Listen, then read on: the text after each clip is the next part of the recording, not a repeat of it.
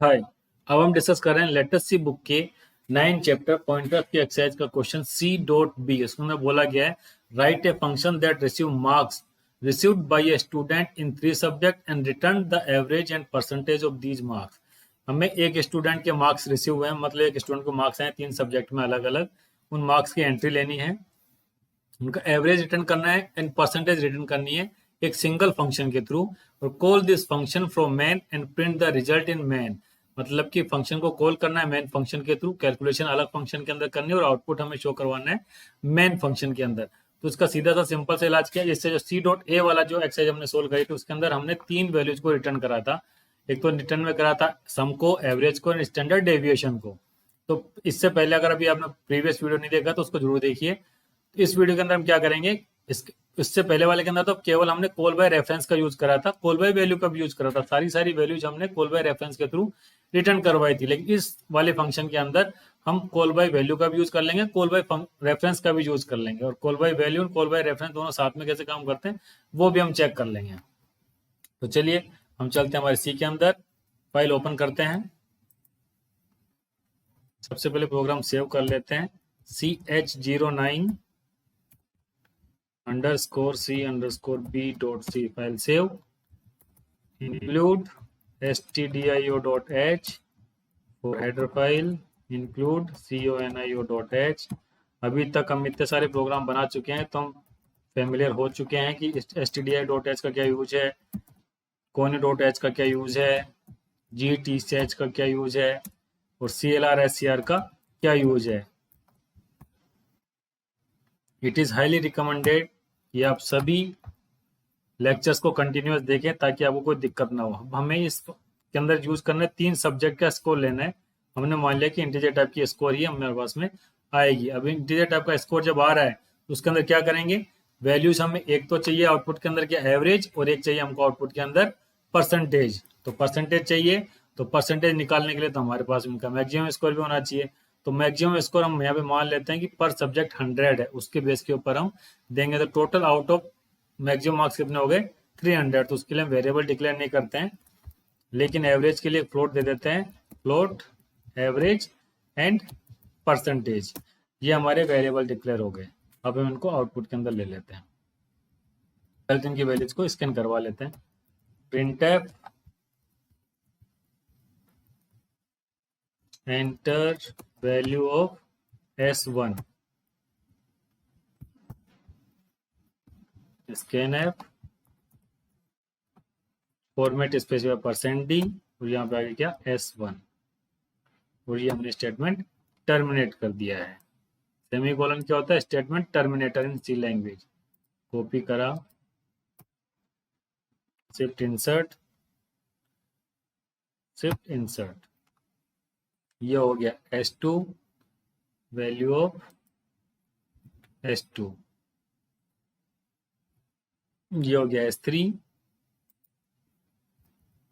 ये हो गया S3। F2 में सेव कर दिया, कंट्रोल F9 करा के हमें चेक है सोर्स मॉडिफाइड, यस एरर आ गई 2। Multiple declaration of S1 S2 S3, बिल्कुल S2 रह गया यहाँ पे। कंट्रोल F9, S1 का स्कोर मान लीजिए कि 55, 67, 89।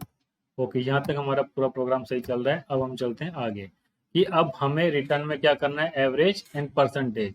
परसेंटेज रिटर्न में करना है तो हमें कैलकुलेट करना पड़ेगा कुछ ना कुछ, जरूरी नहीं कि हम प्रोटोटाइप डिक्लेयर करें। अब हम यहाँ पर एक फंक्शन बनाते हैं जिसका रिटर्न टाइम होगा फ्लोट। फ्लोट रिटर्न में तो हम क्या लेंगे, एवरेज को, और परसेंटेज को हम एड्रेस की लोकेशन से चेंज करेंगे। यहाँ पे दे देते हैं फंक्शन कैलकुलेट।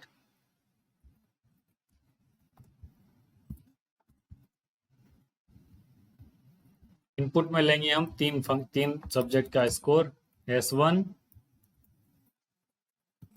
S2 S3, और एक लेंगे फ्लोटिंग पॉइंट का पॉइंटर, और वो क्या आ जाएगा यहाँ पे परसेंटेज। देखिए ये जो पैरामीटर जो मैंने लिखे हैं, इन पैरामीटर्स को बोलते हैं फॉर्मल पैरामीटर, क्योंकि ये फंक्शन का डेफिनेशन के टाइम पे हमने इनको लिखा है।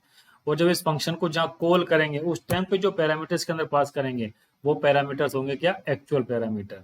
तो हम यहाँ पे रिटर्न करवा रहे हैं इससे फ्लोटिंग टाइप की वैल्यू को, तो रिटर्न में हम क्या लेंगे, मान लीजिए कि हम रिटर्न में दे देते हैं इसको एवरेज, फ्लोट एवरेज हम रिटर्न में करवाएंगे। तो यहाँ पे कर दिया हमने रिटर्न, रिटर्न में एवरेज चला जाएगा। हम यहाँ पे सेव क्या कर रहे हैं, जो हमने यहाँ पे डिक्लेयर कर रखा है एवरेज के अंदर वैल्यू असाइन कर देंगे, जो कैलकुलेट हमें को रिटर्न में करेगा। और रिटर्न में क्या करेगा, S1 S2 S3 ये तो नॉर्मल वैल्यू पास कर रहे हैं, लेकिन लास्ट में हमने ये क्या करा, एड्रेस ऑफ परसेंटेज हम मांग रहे हैं, तो यहाँ पर हम क्या कर देंगे, एड्रेस ऑफ परसेंटेज। ठीक है, F2 हो गया, सेव हो गया। अब हम इसकी एवरेज निकाल लेते हैं। तो एवरेज निकालने के लिए तो क्या करेंगे, average equal to S1 plus S2 plus S3 divided by 3, इन तीनों सब्जेक्ट का एवरेज निकल जाएगा। तो ये तो हमें रिटर्न में क्या कर देगा, तीनों स्कोर जो आए उनका रिटर्न में दे देगा। इसके बाद में हम यहाँ पे देखिए प्रिंट करवा देते हैं क्या,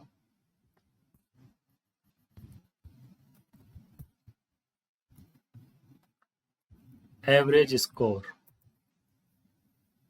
इक्वल टू परसेंट टाइप, क्योंकि फ्लोटिंग टाइप है तो यहाँ पे लिख देंगे हम एवरेज, और यहाँ पे न्यू लाइन कैरेक्टर भी एंट्री करवा देते हैं। F2 कर दिया हमने। अब इसको हम रन करा के चेक कर लेते हैं। एक एरर आ रही, कुछ छूट गया हमसे। फ्लोटिंग टाइप का पॉइंटर है, टाइप डिक्लेरेशन, टाइप मिसमैच, री डिक्लेरेशन, S1 S2 S3 और ये फ्लोटिंग टाइप हो गया है, ये फ्लोट चला गया है, ये इंटीजर में चला गया है, रिटर्न में भी चला गया एवरेज, एवरेज चला गया है। हमने यहाँ पे एवरेज को रिटर्न कर दिया, कैलकुलेट CALCULAT, इसका प्रोटोटाइप हमने डिक्लेयर नहीं करा है, प्रोटोटाइप डिक्लेयर कर देते हैं। ये अलग अलग कंपाइलर्स की अलग अलग रीजन्स होते हैं कि किस तरीके से काम कर रहे हैं। अब आगे जाके जैसे सी की लेटेस्ट सी को जब हम कंप्लीट कर देंगे, कंपाइलर्स के ऊपर डिस्कशन करेंगे कि सी का अब लेटेस्ट कंपाइलर आ गया तो उसके ऊपर कैसे काम करना है। हमने यहाँ पे प्रोटोटाइप डिक्लेयर कर देना, फ्लोट कैलकुलेट, उसके अंदर क्या पास करेंगे, integer integer integer and floating pointer. ठीक है, F2 मैंने सेव कर दिया, कंट्रोल F9 करा। ठीक है, S1 का स्कोर मान लीजिए मैंने दे दिया 40, ये दे दिया 50 और ये 60, तो इन तीनों का एवरेज निकालूंगा तो जो आने चाहिए मेरे पास में 50। एवरेज स्कोर क्या आ रहा है मेरे पास में 2895। ये कुछ हमने गड़बड़ दे दी, कुछ ना कुछ हमारे प्रोग्राम में मिस्टेक हो गई, उसको चेक कर लेते हैं। एवरेज के अंदर दे दिया हमने S1 plus S2 plus S3 divided by 3, S1 S2 S3। क्यों आ रहा है, क्योंकि हमने यहाँ पे M% नहीं लगाया है, तो मेमोरी लोकेशन तो पता ही नहीं, कुछ भी गार्बेज वैल्यू निकाली है और जो वैल्यू उसके ऊपर गार्बेज वैल्यू थी वो उसने हमारे पास में आउटपुट में सेंड कर दी थी। अब चेक कर लेते हैं, 40 50 60, आउटपुट में आ गया हमारे पास में 50। तो एवरेज तो हमने निकाल दिया जैसे कि हम नॉर्मल फंक्शंस बनाते हैं उस तरीके से। अब हमें परसेंटेज की वैल्यू को निकालना है, तो परसेंटेज की वैल्यू क्या करेंगे, जो हमारे पास में क्या आया है, यह आ रहा है हमारे पास में एड्रेस, तो इस एड्रेस के ऊपर जो वैल्यू आ रही है उसको हम चेंज करना चाहते हैं। तो उसके लिए क्या करेंगे, वैल्यू एट एड्रेस ऑफ पर, क्या ना है, परसेंटेज। परसेंटेज कैसे निकालते हैं, तीनों का सम डिवाइडेड बाय 3 मल्टीप्लाइड बाय 100, तो एवरेज जो आ रहा है उसको हम मल्टीप्लाइड कर देंगे।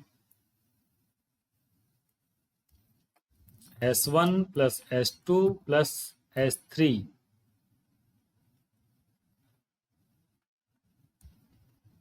डिवाइडेड बाई 300 मल्टीप्लाइड बाई 100, ये हमारा नॉर्मल परसेंटेज का फॉर्मूला होता है। ये हमने वैल्यू चेंज कर दी है। अब देखिए ये इसको हमने यहाँ प्रिंट नहीं करा है और वैल्यू रिटर्न में नहीं करवाई है, लेकिन हम यहाँ पे प्रिंट क्या करेंगे, प्रिंट टैब के अंदर क्या भेजते हैं, परसेंटेज ऑफ स्कोर, क्या आएगा, परसेंट टैप कर दिया हमने यहाँ पे और यहाँ दे दिया हमने परसेंटेज, F2 कर दिया, कंट्रोल F9 कर दिया, 40 50 एंड 60। तो देखिए परसेंटेज के अंदर आ गया हमारे पास में क्या, 0 0 0। क्यों आया है, फ्लोटिंग टाइप है तो इसको फ्लोटिंग टाइप देना पड़ेगा हमें। तो उसको पहले जो सम आया है उसको मल्टीप्लाई कर देते हैं हम 1 से। क्यों? क्योंकि फ्लोटिंग टाइप को अगर किसी आपके पास कैलकुलेशन आ रही है तो उसके अंदर कोई ना कोई वेरिएबल फ्लोटिंग टाइप का होना चाहिए। 40, 50, 60। इससे पहले जीरो क्यों आया था? क्यों? 40 प्लस 50 प्लस 60 कितना हो गया? 150। 150 डिवाइडेड बाय 300, तो आउटपुट में क्या आना था? 0.50। 0.50 आना था, तो क्या हो गया? वो तो एक फ्लोटिंग टाइप की वेरिएबल आ गई, लेकिन इंटीजर को जब इंटीजर से डिवाइड करते तो आउटपुट में क्या आना चाहिए?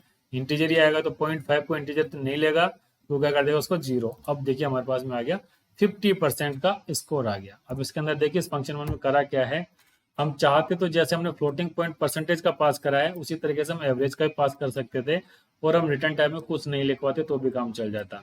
तो इस तरीके से हम मल्टीपल वेरिएबल्स को आउटपुट के अंदर कैसे ले सकते हैं? With the help of pointers in functions के अंदर। तो ये हो गया प्रोटोटाइप, मतलब कि किसी फंक्शन का डिक्लेरेशन हो गया है कि उस फंक्शन के अंदर इनपुट के अंदर क्या क्या जाएगा। ये जो पैरामीटर्स हैं इनको बोलते हैं फॉर्मल पैरामीटर, जहां पे इस फंक्शन को कॉल कर रहे हैं। कॉल कहाँ कर रहे हैं? मेन फंक्शन में। कहाँ पे ये चीज आ रही है?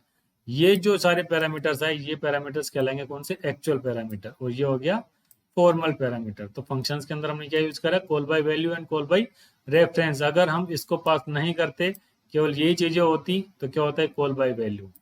और ये आ गया तो साथ में क्या हो गया? Call by reference. तो एक फंक्शन को जरूरी नहीं कि केवल कॉल बाय वैल्यू से कॉल कर सकते हैं, कॉल बाय रेफरेंस से कॉल कर सकते हैं। दोनों को कंबाइंड वर्जन करके भी हम उसको कॉल कर सकते हैं। ये हमारी रिक्वायरमेंट के ऊपर डिपेंड करता है कि किस फंक्शन को हम किस तरीके से कैलकुलेट करेंगे। ओके, तो हमारा चैप्टर 9 की एक्सरसाइज का क्वेश्चन C.B भी सोल्व हो गया। नेक्स्ट हम सोल्व करेंगे C.C को। Okay, thank you very much.